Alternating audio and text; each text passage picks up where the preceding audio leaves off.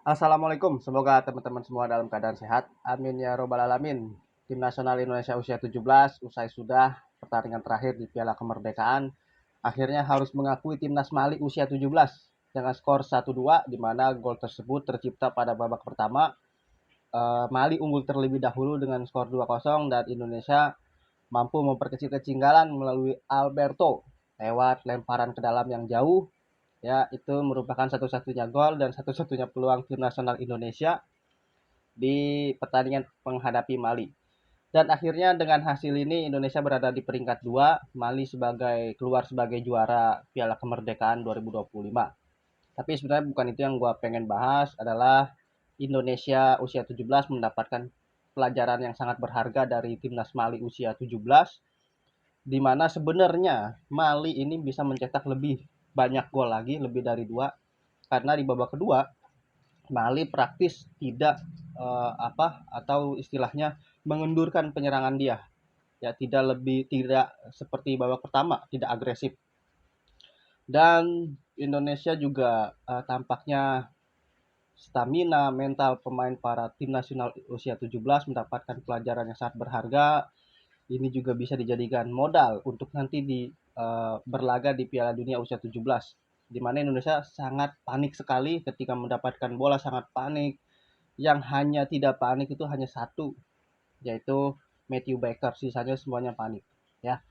Tetapi dari pelajaran ini kita bisa mengerti bahwa pertandingan tersebut adalah friendly match yang bertajuk kompetisi, dan dari tujuan friendly match ini atau kompetisi ini sebenarnya bukan juara yang kita harapkan, tetapi adalah bagaimana mental pemain kita ketika nanti menghadapi Brazil, Honduras, dan juga Zambia itu bisa lebih tenang lagi, atau kepercayaan diri kita lagi lebih pede lagi ketika menghadapi tim-tim dari negara Afrika atau dari negara-negara Amerika Latin atau CONCACAF atau CONMEBOL. Jadi itu sebenarnya. Lalu stamina kita, bagaimana kita ketika dalam keadaan diserang, kita mampu stamina kita bertahan selama 90 menit. Ya, artinya kita tidak terlalu kedodoran banget, dan itu sudah cukup baik dari stamina para pemain timnas usia 17.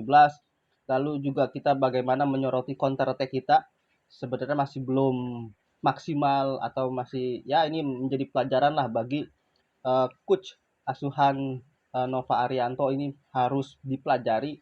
Kalau memang kita menggunakan defense atau sisi bertahan, maka kita harus counter attack kita harus bagus, serangan balik kita harus bagus. Ini notabene Mirza hanya sendirian, ya Muhammad Adi juga ketika mendapat counter attack hanya sendirian. Jadi pemain-pemain yang lain tidak membantu, dan ini harus dikoreksi nanti menjadi pelajaran bagi tim kepelatihan Coach Nova Arianto, sehingga nanti kita eh, lebih baik lagi bermainnya ketika di Piala Dunia atau di partai resmi.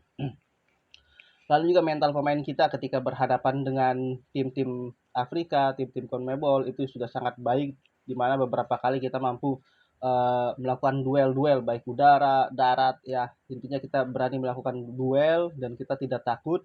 Hanya memang kaki dari pemain Mali ini langkahnya jauh-jauh, dan itu beda dengan timnas usia 17.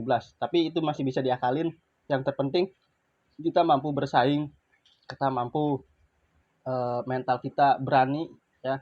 Lalu juga fisik pemain kita memang kalah jauh dengan Mali, tapi harus kita cari cara biar supaya stamina kita tidak kedodoran, tidak kehabisan ketika sampai di menit-menit akhir pertandingan. Dan untung saja itu Mali mengendurkan permainan, ya, tidak terlalu agresif.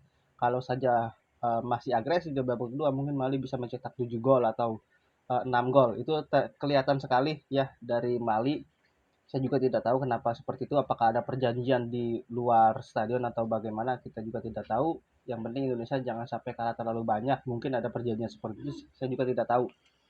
Tapi intinya Mali mengendurkan permainan di babak kedua, dan Indonesia seharusnya ketika Mali mengendurkan permainan, Indonesia harusnya lebih agresif lagi, lebih rapat lagi, dan mampu melakukan counter attack yang sangat baik. Tetapi praktis memang Indonesia tanpa peluang, hanya satu saja gol yang diciptakan melalui lemparan ke dalam. Itu pun kalau ada lemparan ke dalam, kalau seandainya tidak ada lemparan ke dalam, maka Indonesia mungkin tidak akan mampu mencetak gol ke gawang Mali. Tapi yang bagus dari statistik pertandingan di turnamen, ya, dari 3 pertandingan Indonesia mencetak 7 gol dan kejebolan eh, 3 gol, mencetak 7, kejebolan 3 gol. Ini sangat sangat baik, tapi memang banyak hal yang harus dibenahi oleh tim kepelatihan dari Coach Nova Arianto sehingga terus berlatih dari tim nasional usia 17, dan turnamen ini walaupun timnas usia 17 tidak mampu memberikan hadiah kepada negara Republik Indonesia, itu jangan disesali karena memang dari awal di video sebelumnya saya sudah bilang bahwa kita tidak harus juara karena ini adalah friendly match yang bertajuk turnamen. Jadi yang kita harus lihat di sini adalah mental pemain, fisik pemain, bagaimana kita menjalankan pola permainan dari sisi defensif bertahan, lalu kita melakukan counter attack, apakah counter attack kita bagus atau tidak. Lalu ketika kita melakukan sisi ofensif penyerangan, apakah nanti ketika ada counter attack dari lawan, defense kita bertahan dengan baik atau tidak. Bagaimana kita mengelola ya bola-bola mati, sepak pojok, ya itu menjadikan gol, peluang menjadikan gol itu harus kita semua pelajari. Lalu bagaimana lapangan tengah kita mampukah menyeimbangkan permainan atau tidak, ya intinya seperti itu. Nanti silakan tulis di kolom komentar aja mengenai hasil pertandingan timnas Indonesia U17 menghadapi Mali U17 yang dimana dimenangkan oleh Mali dan Mali keluar sebagai juara Piala Presiden tahun 2025. Demikian, wassalam.